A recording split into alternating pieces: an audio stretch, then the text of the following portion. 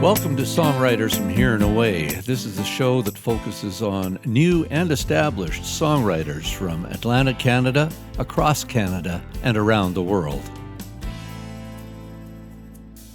Hello, and thanks for tuning in. My name's Robert Campbell. This week we have an interview that I did with Mr. Aaron English.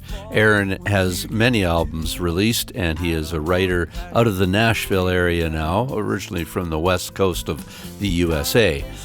He has lots of stories to tell and has been very instrumental in a number of areas besides songwriting. So we're going to dive into his chat. He sings a song for us, as well as we're going to play some of his tracks.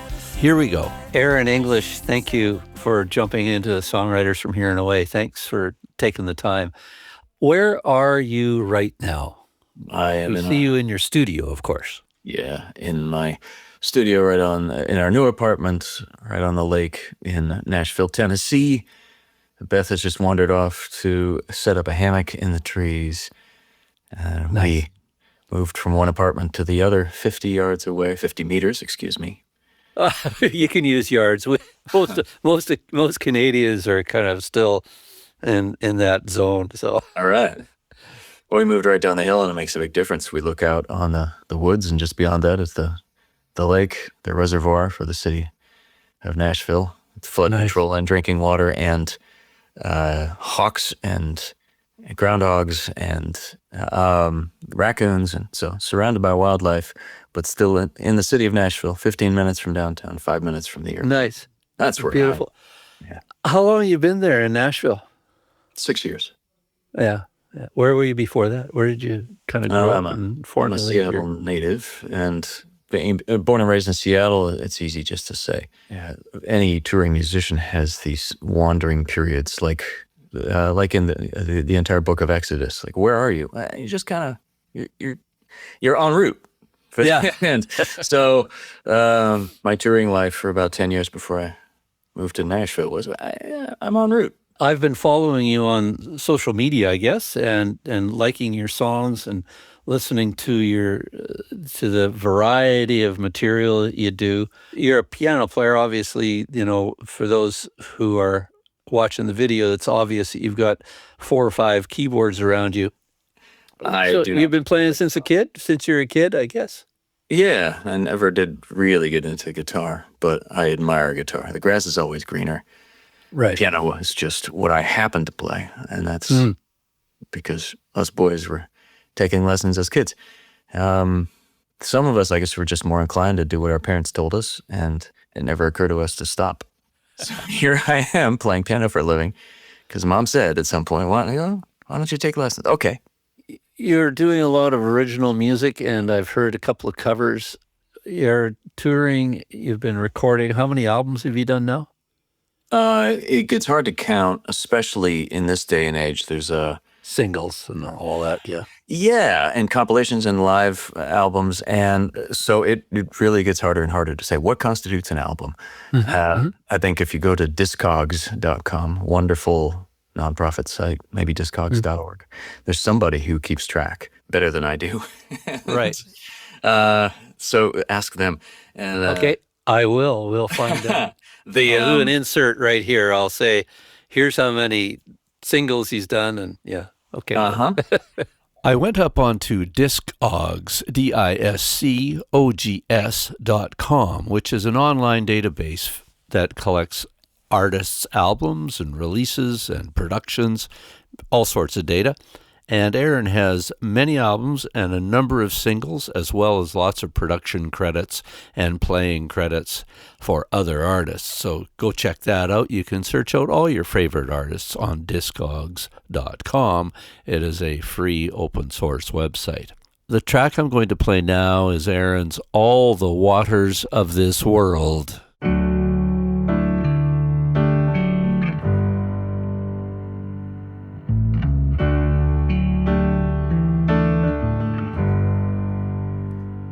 So we cry 'cause we're made of water,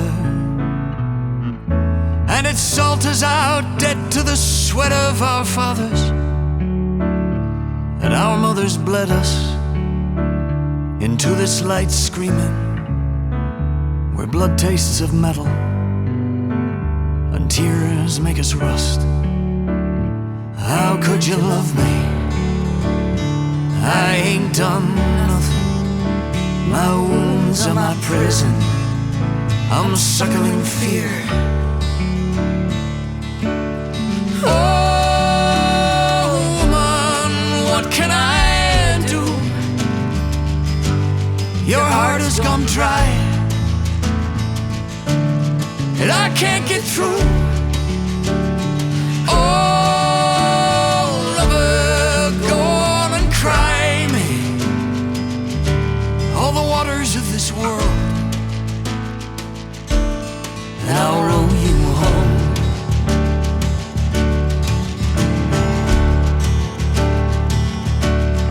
You're a feather on the breath of your fear. You want trust, but you'll settle for safety. I just want you near. Let it fly, all your pride, your secrets, into the light, a startled dove. Let it rain on the desert of all your fevers and grieving. My love, how could you love me? I ain't done nothing. My wounds are my prison. I'm suckling fear. Oh, woman, what can I do? Your heart has gone dry, and I can't get through. Oh, lover, go on and cry me all the waters of this world, and I'll row you home.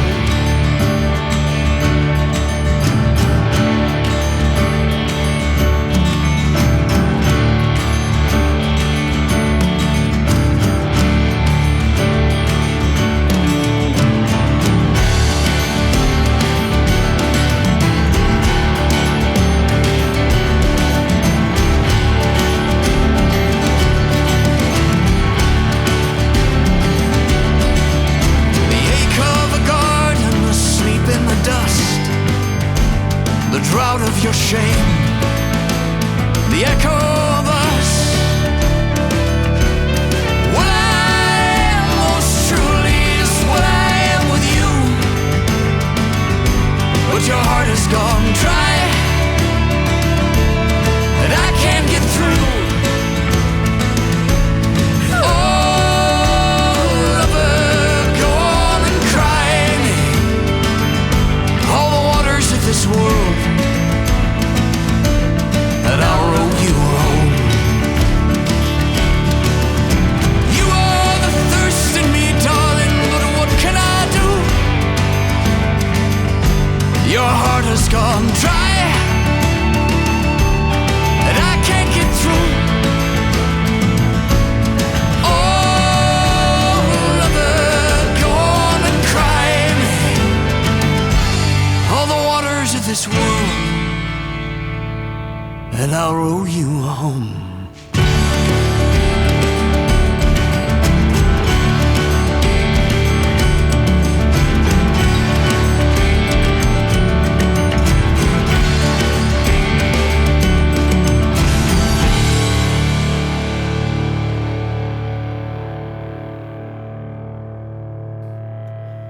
Since I started touring heavily, the incentive to keep releasing stuff increased, because people always want something new. Whenever you come back around to their city, they want to buy something else.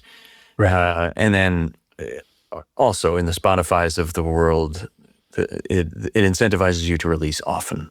So if you can pump out a single a month to keep the Spotifys happy, if you can pump out a live album a year to keep the touring merch well stuffed, it's just smart in this day. Right. And that's kind of what you're doing, eh? Yeah, as Or opposed trying to. Yeah.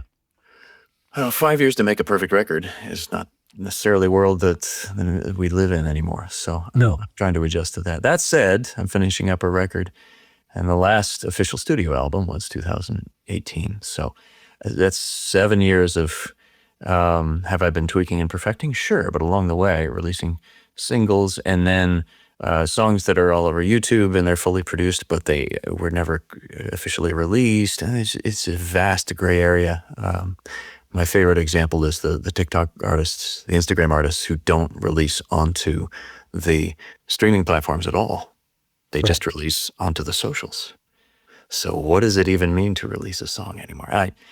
Not to pick apart your question until it's meaningless, but it kind of is. And those of us who still love albums, you guys, I met you guys in a singer-songwriter context, touring singer-songwriters, and it was, God, there's something still celebrated about an album because it's a statement, it's a diary, it's a snapshot, and you buy it and you listen to the whole thing, and it's a deep dive.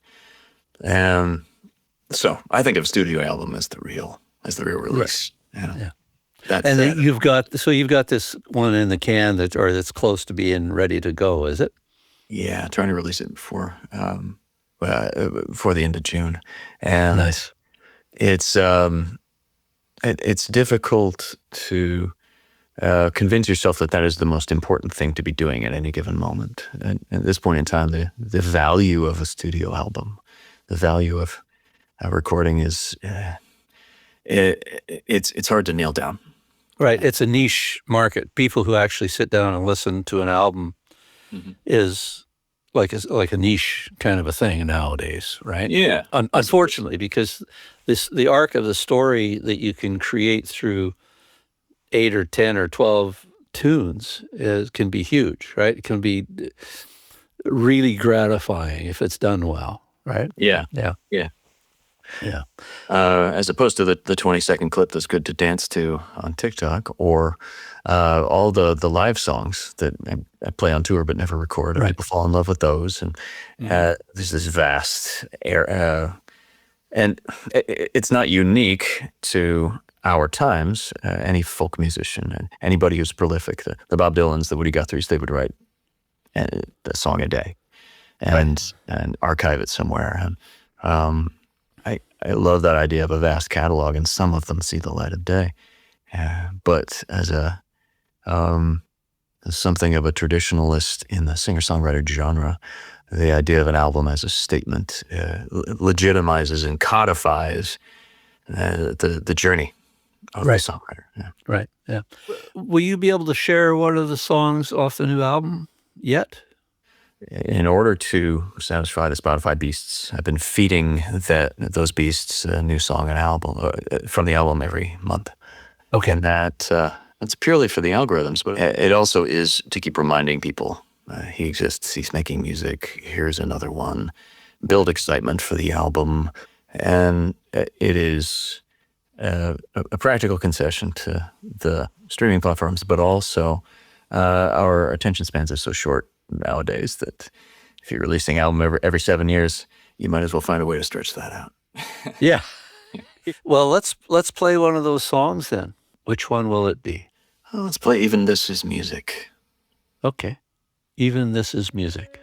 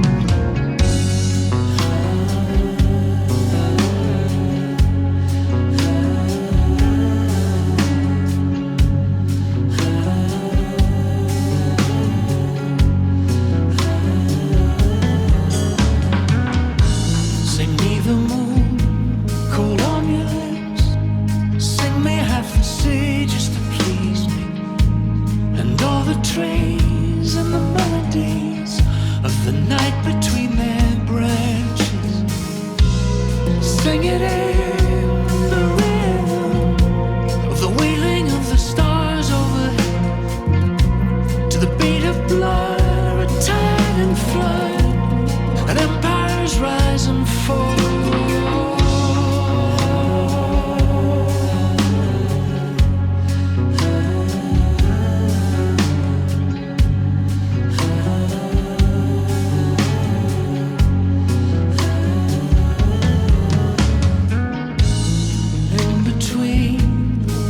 You sing silence like the color of evening, an empty hand or a feather landing on newly fallen snow. And in every song that is ever sung, there's an echo of the song you used to be. I hear you rain through everything.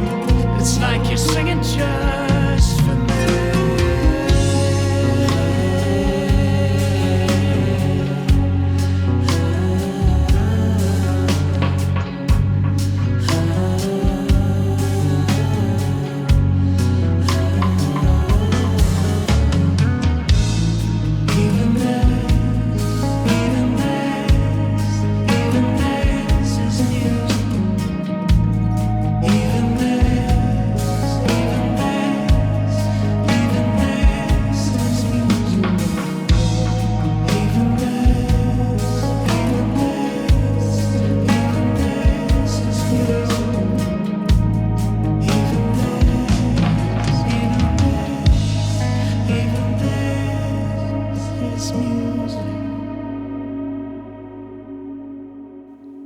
How did you write Even This Is Music? Where do you come from when you write? And do you remember writing that tune? And how did it come to being for you? This whole album is a response to my dad dying. It's been a couple of years ago now. But more recently, my uncle died, my brother just died, and the nurses at the home where my mom is, she has Alzheimer's, and they're telling me it's the last stage of Alzheimer's for her. So there's this current of death and mortality and facing it and grieving and reflecting on my own mortality and trying to keep that from being just heavy and just sad. Yeah. Because it is universal and it is part of life and the other side of the coin. Shortly after Dad died, all of these song ideas that had been sitting for, in some cases, decades, started to come to mind. And none of them were lyric-driven. They were all musical. They were all moods. So there was something about the texture, the emotion, the indefinable flavor of the music that started to speak to me. I thought of this track and this track and this track. Oh my God, this track. Oh, this is great. How about this one? And they all started to fit together into a narrative that didn't have words, which I think is a wonderful way to approach songwriting.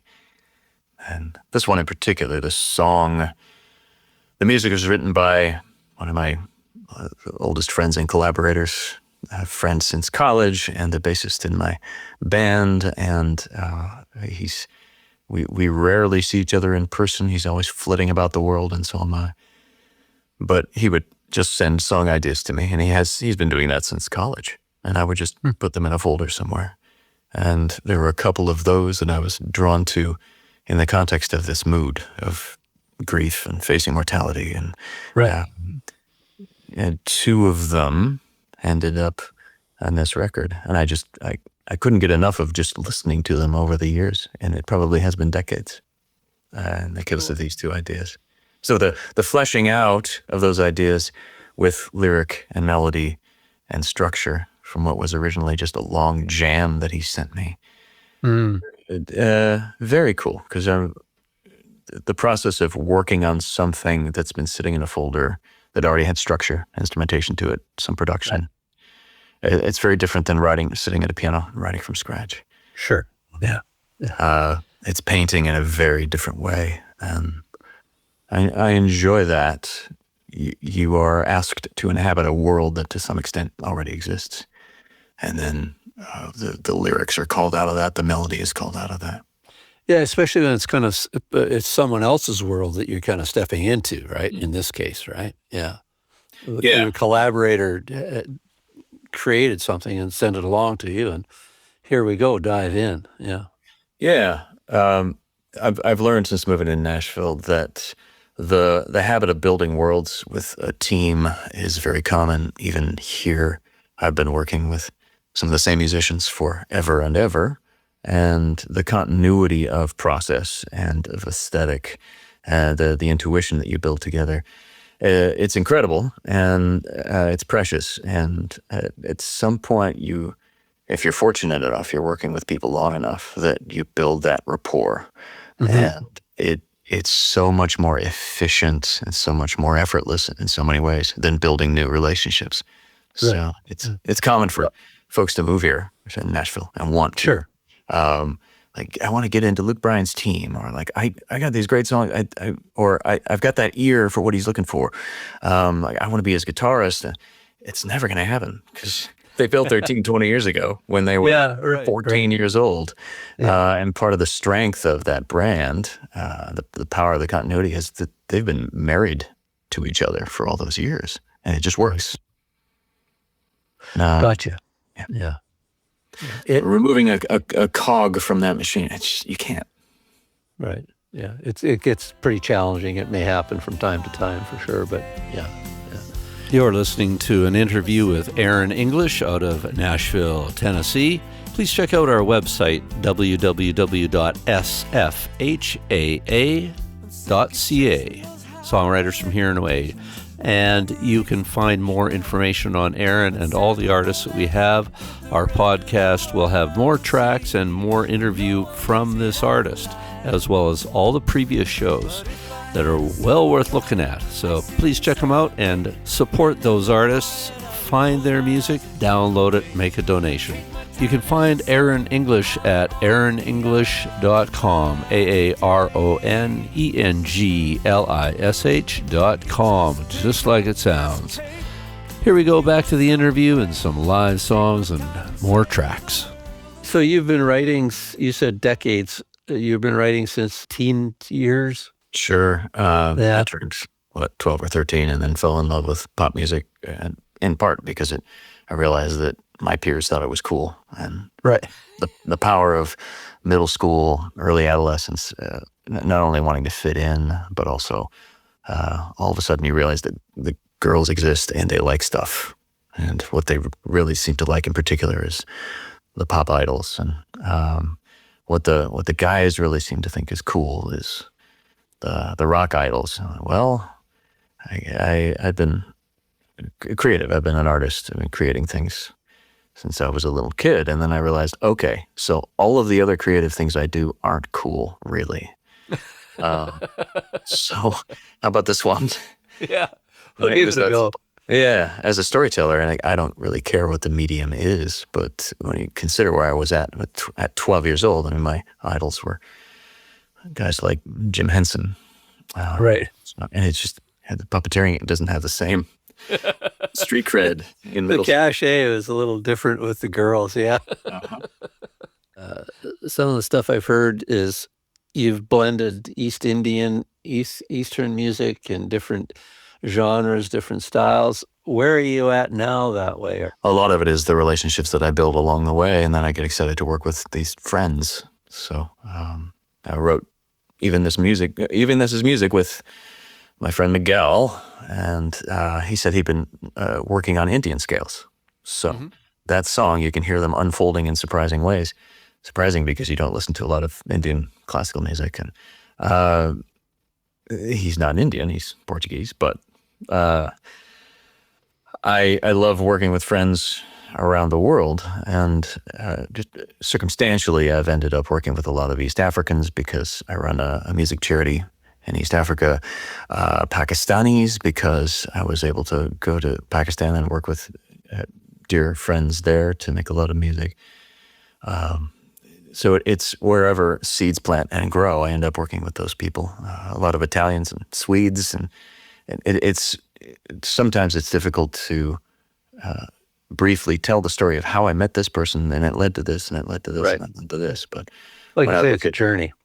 Yeah. Germans, Swedes, Italians, Pakistanis, Brazilians, Kenyans. How? Well, how much time you got? Yeah, exactly. So, do you go out on tour to these places and then meet them and then end up writing with them, or do you go over to write and hang out? That's a little bit of literally everything. Right. Most of my touring over the past 8 years has been in Germany, and that just happens to be a really, really, really good place to tour. That they're very receptive to the music, and there's a strong economy, so the money's reliable and the culture is reliable. So you know that if you book a gig and you show up on that date, then it will happen, and you'll get paid what they said they'd pay, and people will show up to hear you. And the other stuff is more ephemeral. Like, how did I meet this one guy and then end up in Pakistan? It's just right. Well, long story, but let me start somewhere. Yeah, it can be hard to unravel those threads, and I guess that speaks to what I was saying earlier about 20 years later, you've built these relationships. How did they start?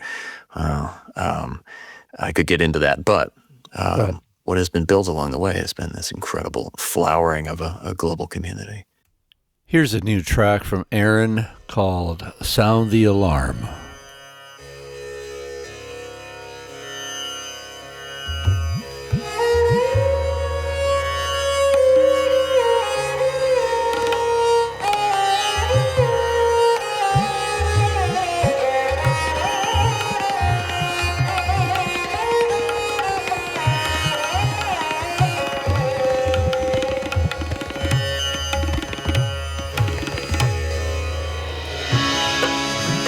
Before it's too late, before this world and everything in it has changed, before we're left high and dry or drowned in an endless rain, and we will have only ourselves. We got to sound the alarm. We got to sound the alarm. We got to sound the alarm. We got to sound the alarm. We got to sound the alarm. We got to sound the alarm. पहले साफ थी धरती, आया जब से इंसान तब से काम थी धरती.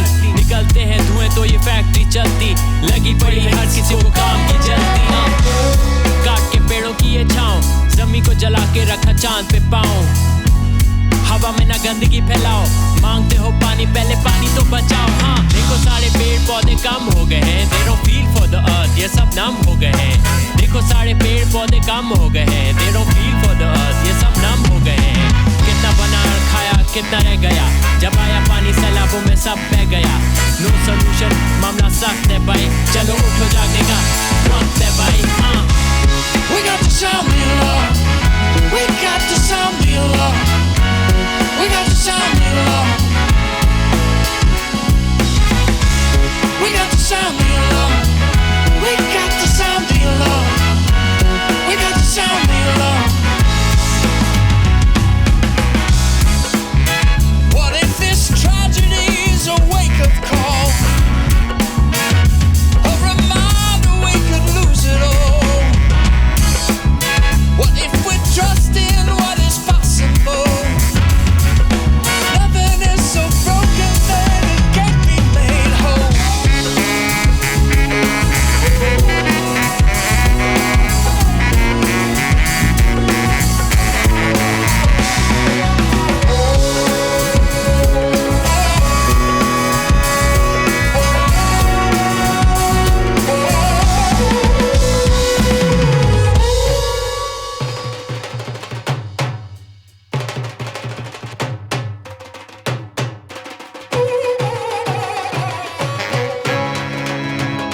असांजा खेत बुदन पा, असांजी जमीन मरे पी. सब उठो, इंसानियत जला, हिक बे जला. सब बराबर, सब हिक, सब प्यार, सब हक. We got to sound the alarm. We got to sound the alarm. We got to sound the alarm. We got to sound the alarm. We got to sound the alarm.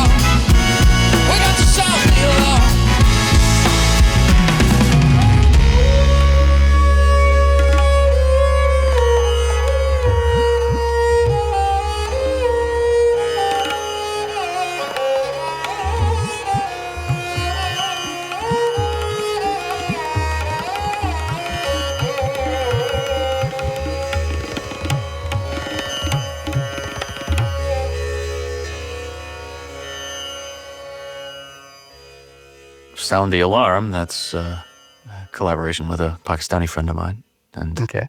the U.S. State Department funded this effort to raise awareness for climate change and the horrific flooding in Pakistan Yeah. a couple of years ago. Yeah. So the collaboration between us is in English and Urdu and Sindhi, and it does speak to what happened in Pakistan and the struggle to recover, and the American government's efforts to help, and also to our global emergency, climate emergency. Mm-hmm. Mm-hmm. I think a lot of people I think a lot of people have missed the story behind that and how tragic it really is, because it's huge flatlands and totally wiped out. It's yeah. Well, thank you for sharing that one. The African charity is wonderful. Thank you. That's good on you for doing that. Maybe tell folks a little bit about that, and then we can also link out to it on all the posts that we're going to do. I appreciate that. International Youth Music Project, and not strictly African, but most of our efforts have been in East Africa at a handful of music schools for disadvantaged youth. And currently we're building a program in Nashville as well for disadvantaged kids here. We've worked in Burma, worked in North Carolina, so wherever there's an opportunity to help. But primarily the focus is 3 East African music schools. And I know and trust the people who run them, and I'm impressed with how well they run, and 2 of them I've been working with for 10 years. So it is a history, and the big part of the power of what we're doing, I think, is because I have these personal relationships and tour and collect instruments at gigs and then figure out how to get them 10,000 miles to these music schools. I can take a picture of it in Pittsburgh, and then they can send me a picture of it from Kampala, and it's the same guitar. And there's a smiling kid involved now. And that's powerful. It's hard to scale that intimacy, but it's incredible. It's very rewarding, isn't it, to see those kind of outcomes for something that you do. And I was just saying to a couple of people how the rewards of, for instance, hosting young songwriters and seeing them get up and do their first ever original song live in front of other people, like those kind of rewards are so intangible and rather ephemeral. How do you explain that, the joy of that? And I was watching the video of your African progeny, shall we say, playing music, and it's like, holy crow, that is so cool, right? It must be really rewarding. So good on you. Thanks for putting it in the context of, congratulations, by the way, and what an amazing feeling. I can't imagine. I love that. Knowing that you've touched someone's life and they turn into a songwriter, and those songs are your grandchildren, kind of. Yeah. Wonderful. Yeah, it's a good thing, and all those children are your grandchildren in a way too. So, and when you go over there, I know you've been over a bit, and when you go over, they must be. I mean, it must be. I can't imagine. It must be wonderful. So, anyways, I won't wax on about that. So, So, what right now? Have you been writing a lot? Have you got stuff that you're working on currently? Would you want to share anything like that? Any newer stuff? Sure, yeah. Like not on the album? Yeah. Yeah, I thought about putting this on the album, but didn't think it fit. Not that the album is too heavy, because again, nobody needs an album about grief that just sort of drapes grief over you while you listen to it. When I was a kid, one of my favorite records was Sting's. He wrote it after his mom and dad died. And he knew that it wouldn't sell well, and I remember an interview where he said, well, there's a market for the bereaved, but it's not a big one. Well, and not all songs are meant to be, recorded and played everywhere all the time, right? I mean, certain songs just work in certain situations. I have realized that some of these songs, even though I think they're cool little catchy tunes, I wouldn't necessarily take them out on tour. And it's not that they're heavy, but they are like, wow, I'm mortal. I'm like, I don't know that people showed up tonight to hear that. Not necessarily. I'll play this one. It was written years ago, and then I on a trip to Nashville, and then I didn't forget about it, but it ended up in the archives with the intention of revisiting it at some point. Written with Don Schaffer of Waterdeep. He's a producer, and then he and his wife have this duo, Waterdeep, that toured for years and years. Phenomenal producer. If you're a lover of singer-songwriters, you probably heard some records that he's produced or co-written on. This is called Let's Get Lost Again. I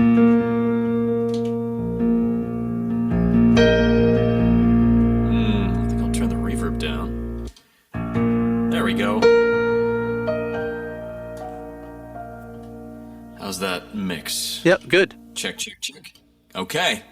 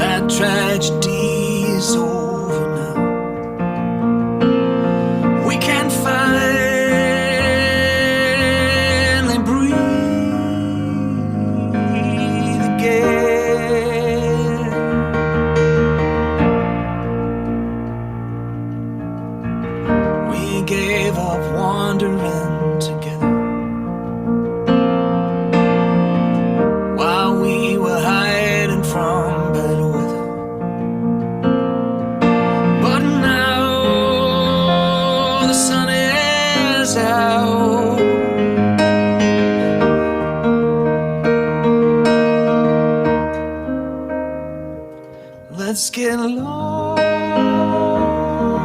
again. Let's get lost again. I don't care if we never get back. I don't care if we never get back. I don't care if we never get back home.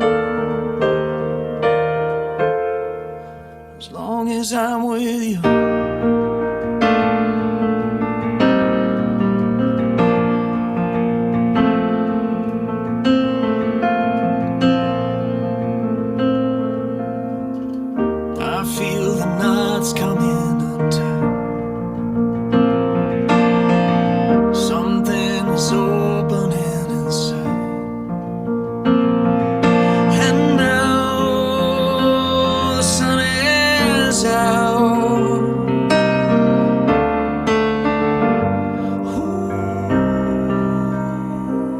Let's get lost again. Let's get lost again. Let's get lost again. Let's get lost again. And I don't care if we never get back.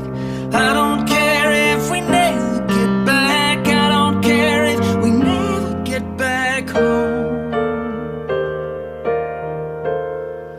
As long as I'm with you.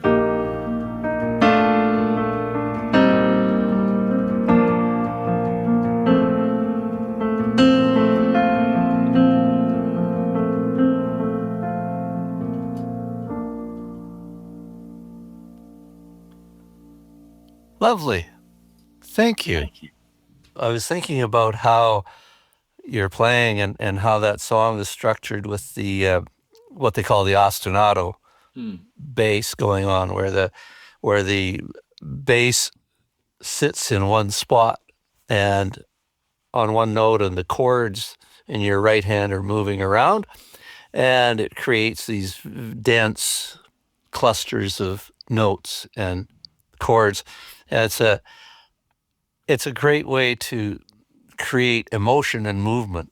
Mm-hmm. You know, it's really nice. Well done. That's great. Thank you. The sense of traveling for a traveling song. Yeah, yeah. Yeah, so that's a song that you could easily do at a show. Yeah. Yeah, thank you. Yeah. Yeah. And there's more of a focus on that in Nashville than there often is when I'm sitting in my studio working with folks internationally. We'll create a song and then I have no idea how to play this live. Nashville, yeah, I know how to play this live. You sit down on the guitar and a keyboard and a song comes out. Yeah. Yeah. So do you do a lot of co-writing with the Nashville country scene at all, or? Inevitably, yeah. And some of my songs sound vaguely country-ish, I suppose, but more it's Americana, whatever that means. It's whatever they wouldn't play on country radio. Its roots are showing for sure. Yeah. The American roots are in there somewhere. You're listening to Aaron English on Songwriters from Here and Away. Please check us out online. We have YouTube and Instagram and Facebook and all that stuff, and we'd love to hear from you. Send us a note. Maybe we'll send you some music too. We've got lots of stuff to send along. Please come and say hello. We're back to the show with Aaron English. Are you going to be on tour soon? Are you traveling soon? Yeah, I've got to... Coming to Canada? Oh, I'd love to. Would they let me back in? At the end. This summer, back to Europe, playing a festival in Italy, and then doing some writing in Sweden. But mostly it's Germany gig after Germany gig, specifically Western Germany, for whatever reason. Yeah. We had the best time in Germany for doing shows, for sure. We also played Denmark and Holland and Netherlands, I should say, Belgium a little bit, and had great reception. But there's the density of that area and the way they receive North American music is fascinating. Yeah. And the way they interpret it and mirror it back to us is also fascinating. There's a lot of a deep appreciation, deep love for folk traditions of the English-speaking countries. And many of my favorite English-speaking songwriters are not native English-speaking songwriters. And a big part of the draw, I think, for Germany, Netherlands, Belgium, is that there was a friendliness to the post-World War II regime. The Americans and the Brits came in and said, you know what, we'll help you rebuild.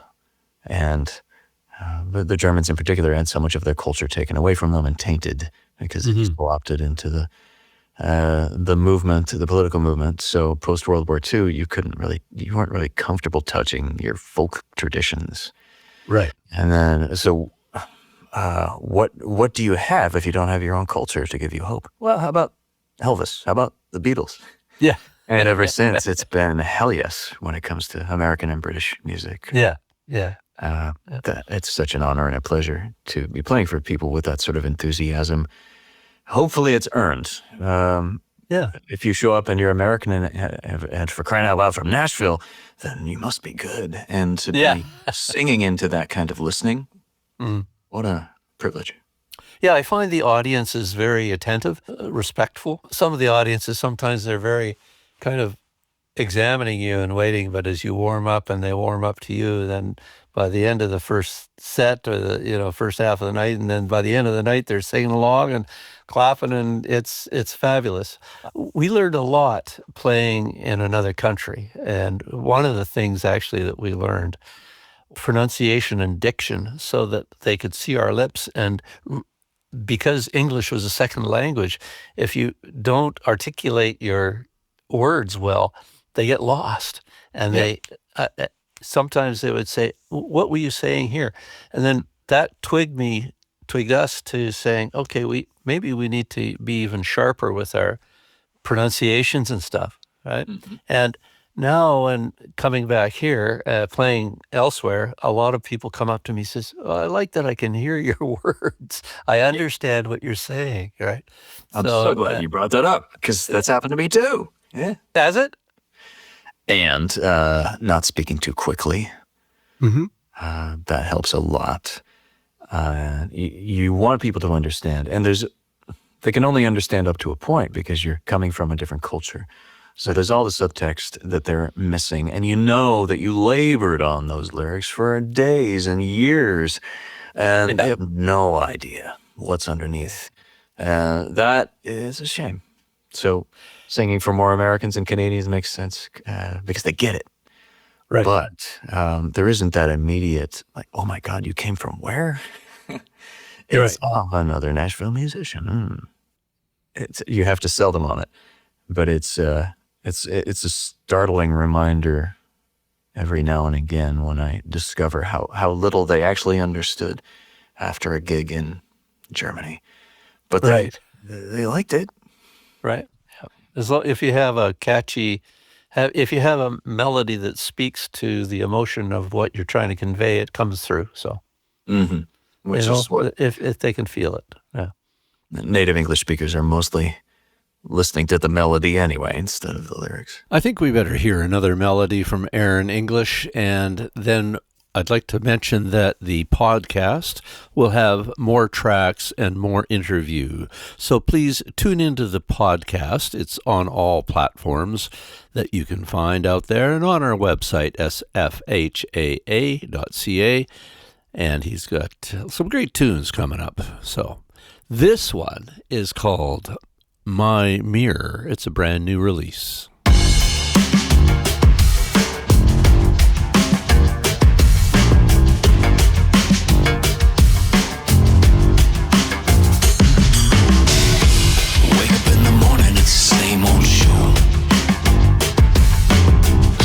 Staring at myself in the stereo,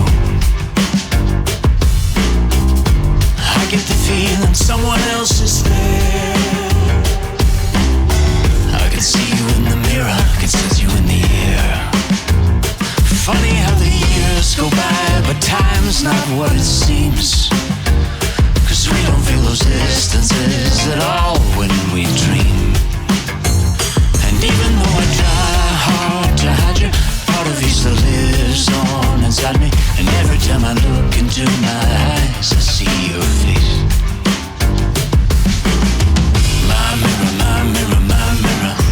My mirror, my mirror, my mirror, my mirror, my mirror, my mirror. My mirror, my mirror, my mirror, my mirror, my mirror, my mirror. My mirror, my mirror, my mirror, my mirror, my mirror, my mirror. My mirror, my mirror, my mirror, my. Something like a memory, something like a ghost. It's that crooked smile that reminds me the most. You say, you're all that's left of me, son, you better make me proud. And you sigh, but I just stand here watching you watch me with my eyes. Funny how the years go by, the son becomes his father. The needle of life finds a groove and sticks there. I open my mouth and your words come out, all of your truth and all your doubts. In every new line upon my face, I see your shadow. My mirror, my mirror, my mirror. My mirror, my mirror, my mirror, my mirror, my mirror, my mirror. My mirror, my mirror, my mirror, my mirror, my mirror, my mirror. My mirror, my mirror, my mirror, my mirror, my mirror, my mirror. My mirror, my mirror, my mirror, my.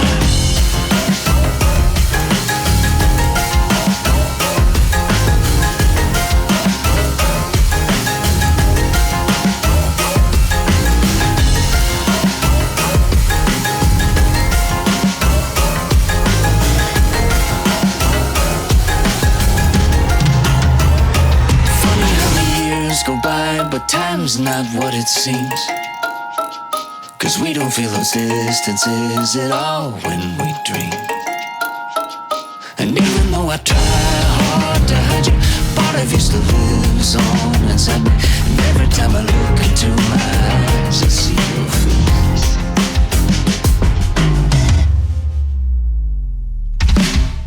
My mirror, my mirror, my mirror. My mirror, my mirror, my mirror, my mirror, my mirror, my mirror.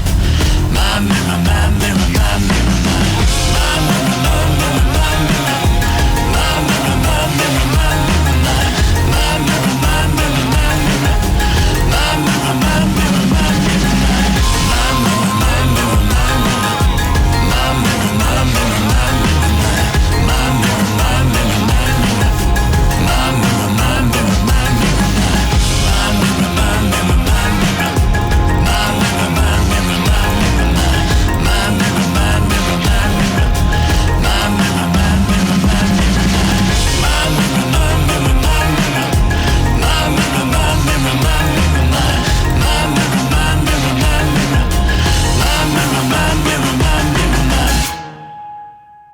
when you write, where do you start with most of your songs? Are you the music person first? Do you have books of lyrics?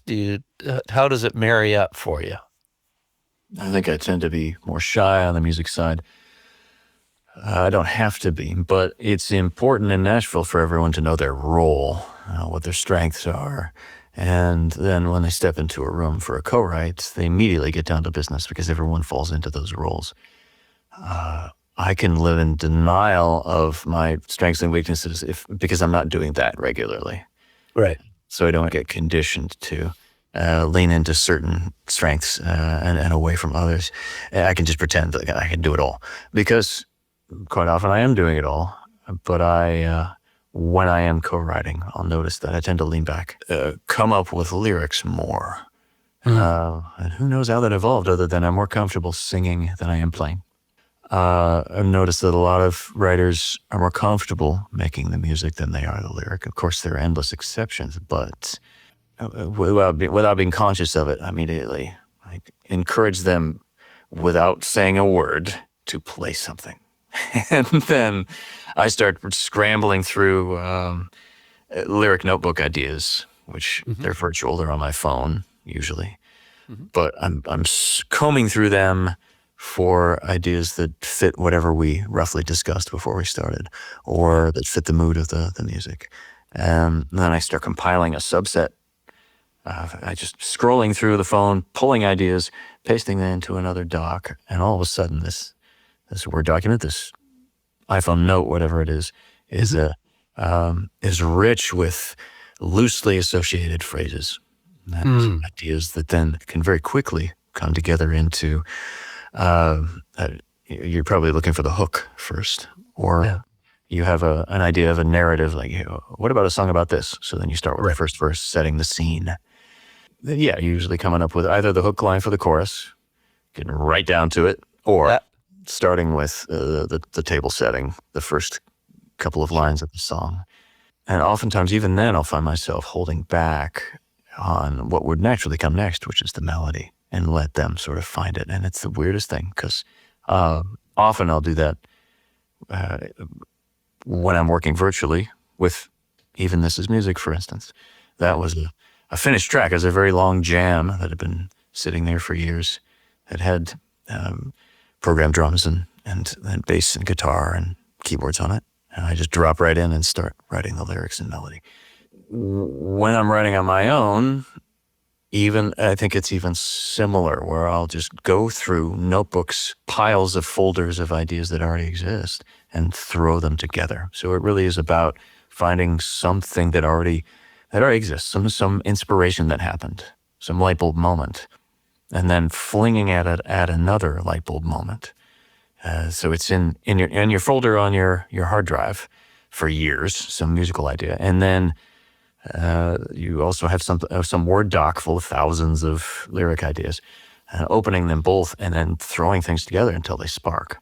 Right. It's a weirdly passive process. It's craft, whereas the inspiration, the creative part, the artist part, happened years ago. Right. Or in the middle of the night, or wherever, whenever. Unfortunately, it's usually the middle of the night, like that. Well, do you want to play another song, or do you want to spin a track? Do you want to tell us about it? Let's play Ode to All the Days. So that will come out in April. Okay. That's another album track. It's ostinato, so it's just, just playing. And then following the chords with that rhythm all the way through the song. Oh, neat. Pretty exciting, because it gives it a stripped down intensity that I'm more inclined towards complexity, and instead it's just hammering the chords with that left hand. Right. And another song that's trying to grieve without being depressing. The idea that you can, we have a tendency to look back on memories as if every single moment was extraordinary, and a lot of the memories that we cling to are often the worst possible time we could have had. Like, you go on a camping trip and it's a downpour all weekend, and everybody gets flooded out of their tents in the middle of the night. And then years later, the family's gathering around the table at Christmas, and they say, "Remember that time? Oh my God!" And everybody laughs. I'm like, "Why? Why are we celebrating the worst times?" For whatever reason, they tend to come to mind. So this is about celebrating all the days. And if you had a chance to get one more hour, one more day with a loved one, you would willingly take even the crappiest hour. Even the rained out camping trip. Yeah.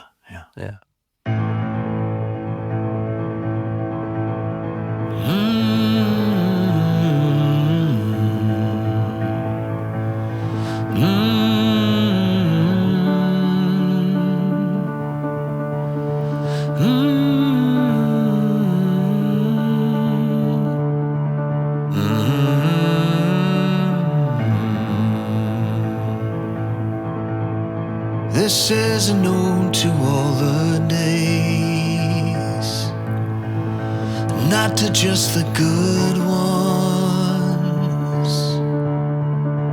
All the times I loved you right, and even those I didn't. Yeah, here's an ode to all the days, even the ones I spend without you.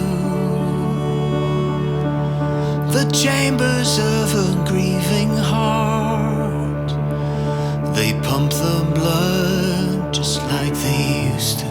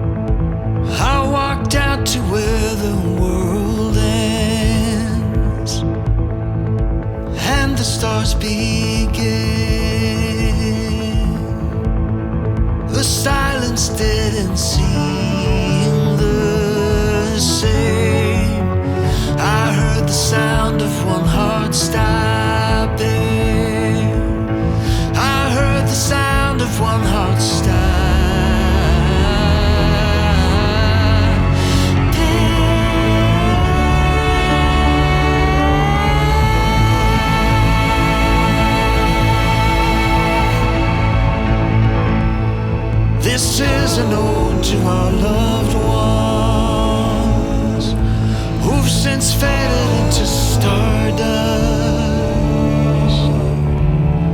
and the memories they left behind to bridge the distance now between us. Here's an ode to this brief life, so sweet I can hardly stand it. A coin we've dropped into a well in exchange for wishes granted.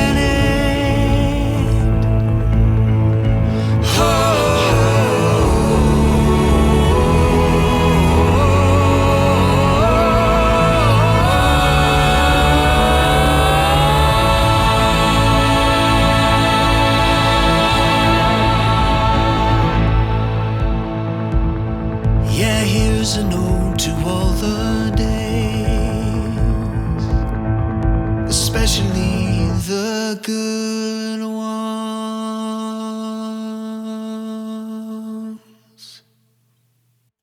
And now we'll move into the podcast version of the show for the rest of the time here. This is a little less edited, and we'll have tracks inserted throughout. Mr. Aaron English. It's a weirdly passive process. It's craft, whereas the inspiration, the creative part, the artist part happened years ago. Right. And or in the middle of the night or wherever, whenever. Unfortunately, it's usually the middle of the night. You know, you're like, do I have to wake up and record this? Yeah. And then years later, you're grateful that you did. Yeah. So you're creating order out of chaos, and the chaos is that inspiration. It's a space you want to live in, but you can't tame it. What comes next is the taming. It's the, I know what to do with this. Now that it's this rough-hewn rock, I can start to carve facets into it until it's a diamond. Mm-hmm. Mm-hmm. Now, so some of the writing that you're doing, the co-writing, are you getting cuts with other artists? Are you getting sync placements out of some of this stuff? How's that going for you? I run a sync expo, a music licensing expo 3 times a year, and so I'm there, I'm in it. And licensing to film or television or commercials is a wonderful idea. I used to have a steady stream of licenses, and they petered off in the last 5 years because the industry has changed. Mm-hmm. So it's for the past 5 years, I've been going to this expo, running it, and still trying to crack that without wholly focused on it, because I'm busy touring, and the sort of songs you're writing for touring often are completely different than your needs for sync. They're looking for good time songs, or they're looking for simple messages to sell a car commercial, a toothpaste commercial, or in the background at a party on a TV drama. When I'm touring as a singer-songwriter, those are not the songs that people are looking for. Yeah, rarely do they bleed into each other. I understand what you're saying. Here's a live track called Doves with guest artist Rafe Perlman.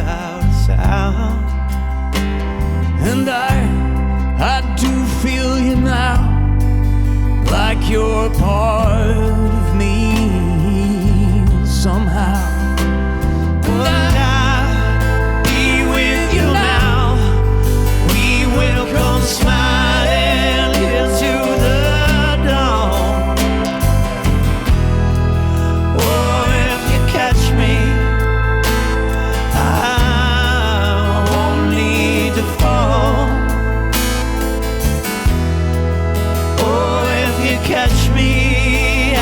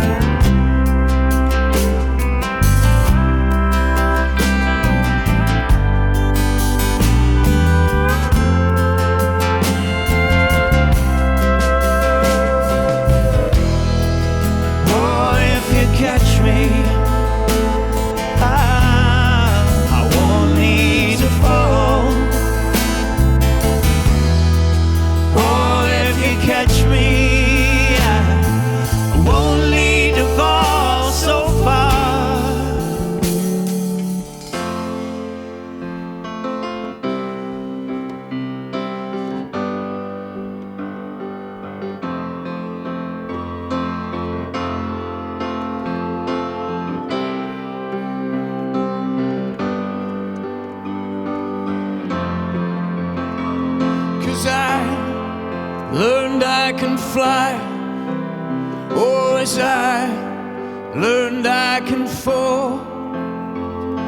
And I learned I can fly. Oh, as I've learned I can fall.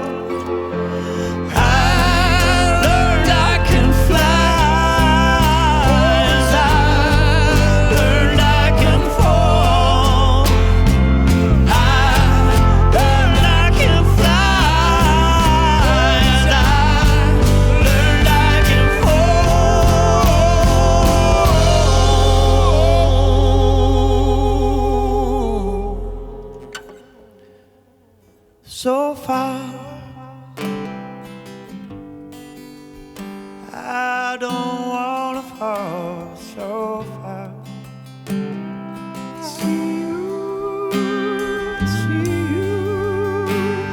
I see you, I do. See you, see you, see you.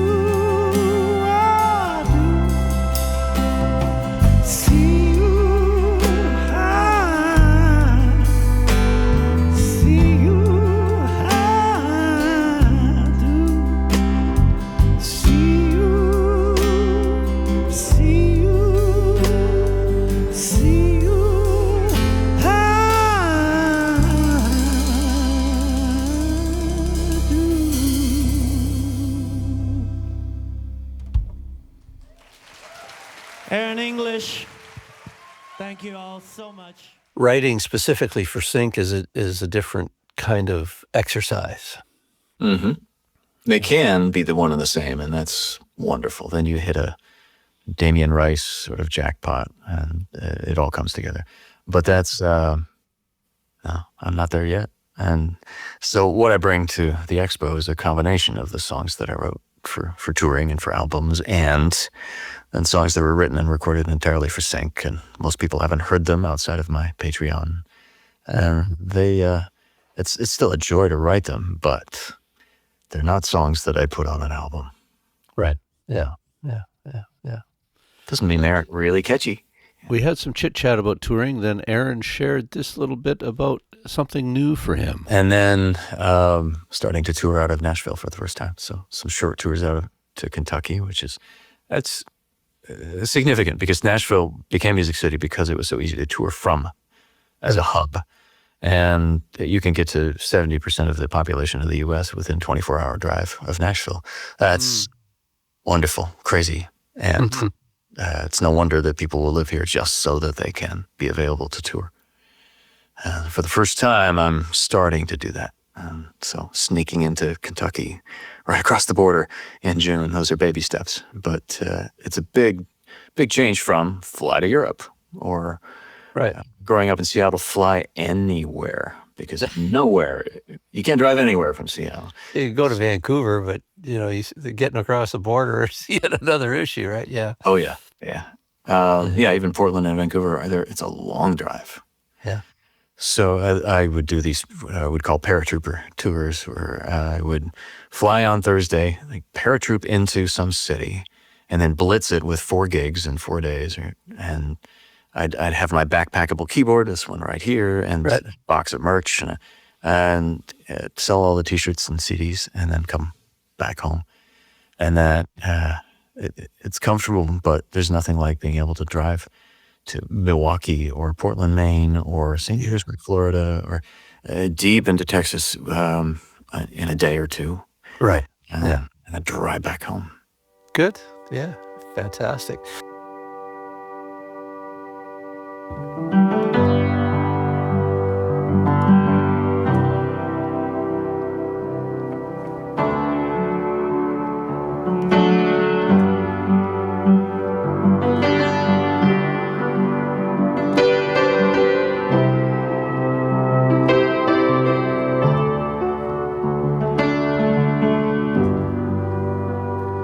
Chasing a leaving train, rolling down the line, carrying the one I love, leaving me behind.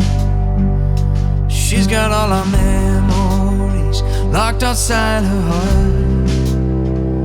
I don't know where to go from here now that we're apart. Somewhere in the distance I hear the engine whine.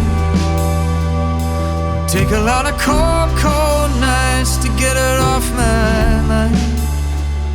Staring at an empty house, knowing I'm to blame. This is when the lonely go for a walk in the rain.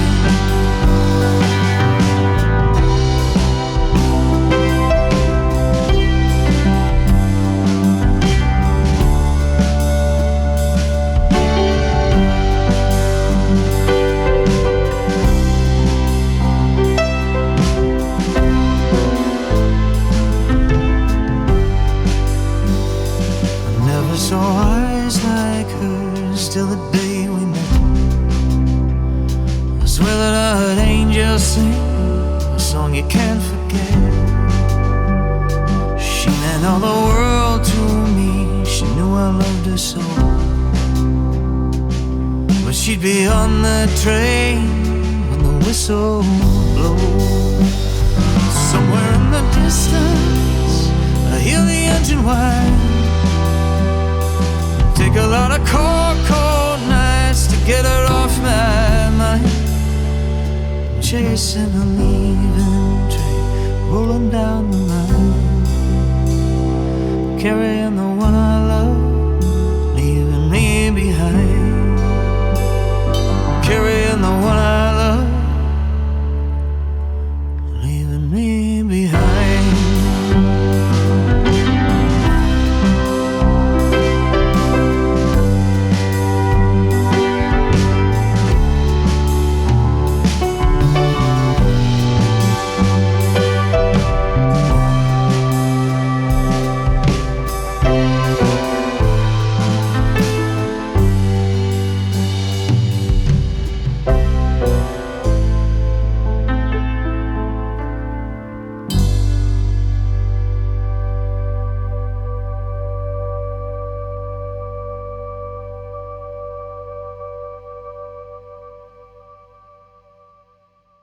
That was Aaron's Leaving Train. Do you do much solo writing, or do you just kind of focus on co-writing? Usually, both. Half and half, kind of. I do try to maintain a balance. Yeah, it's important to me. Yeah. You don't have to. Nashville is a collaborative city, and I love that. It's a community-oriented music scene, and there are all sorts of good business reasons for that. Like the more fingers in the pie, the more likelihood that something will pop, and then everybody gets taken along in the backflow on the train of that success. I tend to write pretty uniquely, so there's a lot to be said for me just sitting down and writing, because I know I'll come up with something unusual, that I've got my thing. Mm-hmm. Makes a lot of sense to write solo, because it's another... it's got the You're in English unique stamp on it. Right. Yeah. Yeah. And I think that's important that as a writer, to not only understand your strengths, but to understand your uniqueness in a way, right?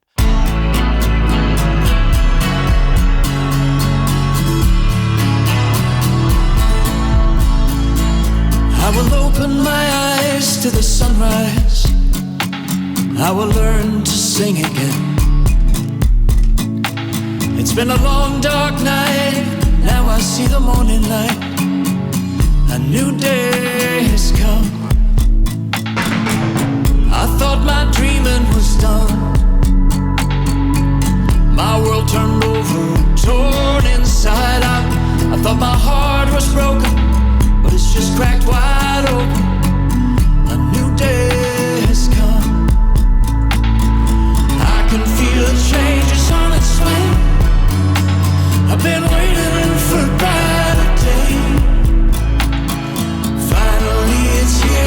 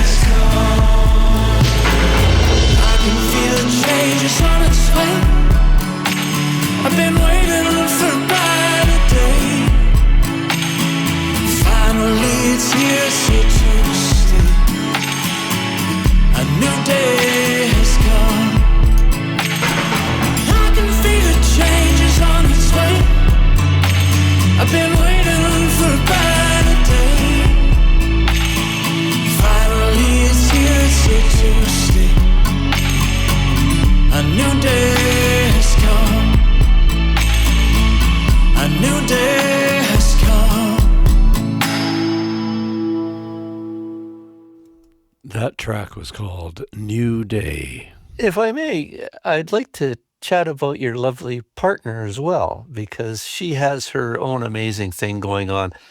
Do you want to share a little bit about what she does? Just her business and her work that she does in the public eye, shall we say. Yeah, Beth was a fine artist who realized that she also loved to talk about art, and that's turned into keynoting. Keynoting is you're doing speeches, you're giving talks, inspiring talks, to people who don't consider themselves to be artists, who want to benefit from your life experience to better their own lives. So it's often keynoting will be an astronaut or an athlete, someone who won awards, and someone who can have the sort of first man on the moon or fastest man on Earth sort of a mantle, and then they retire from being on the moon or being fast, and they talk about their inspirations and their life to help enthuse other people in whatever they do. Yeah. Excellent. Yeah. So she's enthusing and inspiring as an artist and a trauma survivor who recovered through her art and through being creative. And it is fascinating to watch because she gets to spread the inspiration of healing. And she can still paint. And you sell one painting, and then you're going to have to make another one. If you write a keynote, you can keep talking. Yeah. Yeah. Well, I've had Dave Carroll, who wrote United Breaks Guitars. He parlayed that into being a keynote speaker as well, and it's a fabulous thing. All right, life's a journey, so you've got to take the step when it shows. Right, take the step, as they say. Yeah.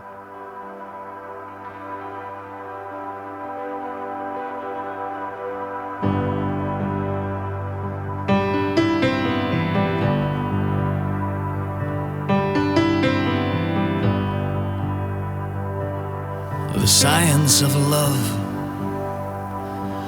the biology of trust, the chemistry of you and me, the probability of us. There are times when I feel sure we got each other figured out, know what this mystery's about, beyond a shadow of a doubt.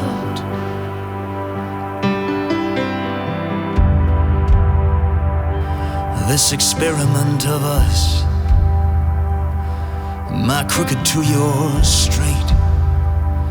We take two bodies made of stardust, fill them with courage and with faith. Then we stumble through the darkness, so certain and so proud, yeah, that we can figure this thing out, beyond a shadow of a doubt. Beyond a shadow of a doubt. What kind of scientists are we to believe so eagerly, pulled by some force we cannot see, as if love was gravity?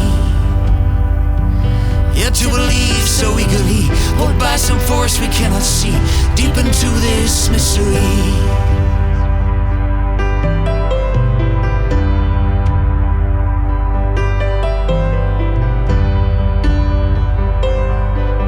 See how the city glows, all lit up by our fears and hopes. Out in the streets the traffic flows, like atoms spinning in the dark. All ablaze with us, the particles and waves of us, the hopeful and the lonely hearts, they spin together in the dark. This experiment of us, it flickers in the night. We have discovered electricity. Now we shine with our own private light. We trust what we don't understand. Oh, what kind of scientists are we to believe so eagerly, pulled by some force we cannot see, as if love was gravity. To feel this electricity, this force we cannot see, what shall we call this mystery? I hope we never figure out what this mystery's about, beyond a shadow of a doubt.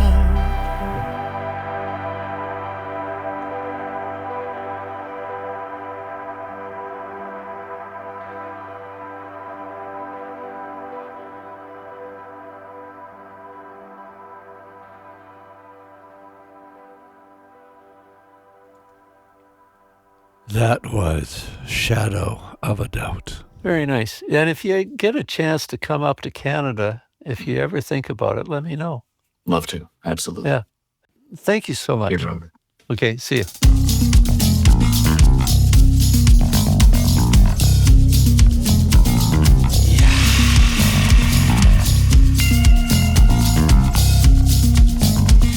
This Walter Koga and Aaron from Central America. We are bringing something new to the world to hear. Kovlog long marade, afwande gisutu marabur. Kovlog long marade, afwande gisutu marabur. I come to this city full of dust and sweat and noise, the living and the dying and the consequence of choice. My people used to light a fire to keep the lions at bay. Now who will shine a light for me to keep these city wolves away? I find it, I find it, I find it, please, I find it, I find it, I find it, please, I find it. Mimi ndio hiyo napanda gari yangu, tunalekea Nairobi. Kisumu mimi napita, Kericho mimi napita, Nakuru mimi napita, Kericho mimi napita, Nakuru mimi napita, Naivasha napita, nafika Nairobi. I find it, I find it, I find it, I find it, I find it, I find it, I find it, I find it, I find it, please, I find it, I find it. I came to the city with my suitcase full of dreams. Now I know the city ain't nothing like it seems. I came to the city with my suitcase full of dreams. Now I know the city ain't nothing like it seems. Alafu basi nafanya mistake, nasikishwa hapo katikati ya Nairobi. Alafu polisi natokea, mimi iko beba ngoma yangu nyatiti. Wanauliza hiyo ni nini kijana, wewe kuja hapa kijana. Mimi iko anza kulia, polisi hapana sika mimi, afande pana sika mimi. Mimi iko kuja kuona watoto yangu kule Kariobangi.